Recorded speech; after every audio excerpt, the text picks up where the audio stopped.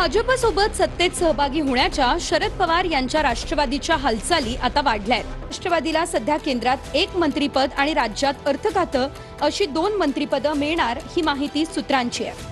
पवारांच्या राष्ट्रवादीवरून एकनाथ शिंदेंचीही नाराजी दूर करण्यात आल्याचं कळतंय।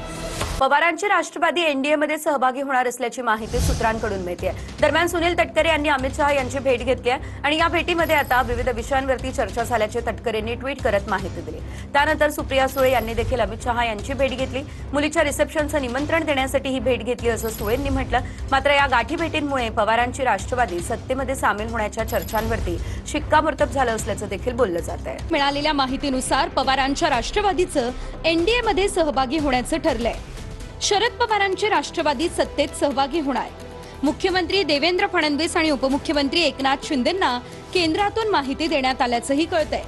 अमित शहांसोबत दिल्लीमध्ये मुख्यमंत्री फडणवीस आणि शिंदेंची बैठकही झाल्याची माहिती आहे। एनडीए मध्ये राष्ट्रवादी येणार असून तयारीत राहा अशा सूचना भाजपच्या वरिष्ठ नेत्यांनी दिल्या।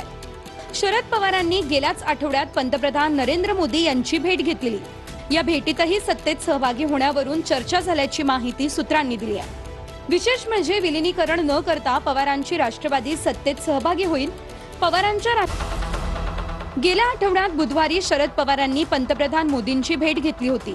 यावेळी सुप्रिया सुळे देखील पवारांसोबत होत्या। भेटीचं निमित्त विद्यार्थ्यांचं आंदोलन आणि मागण्यांचं होतं, पण त्यासोबतच एनडीए मध्ये सहभागी होण्यावरूनही चर्चा झाल्याचं कळतंय। बुधवारी मोदी आणि पवारांची भेट झाली आणि त्यानंतर शनिवारी मुख्यमंत्री फडणवीस अचानक दिल्लीत आले।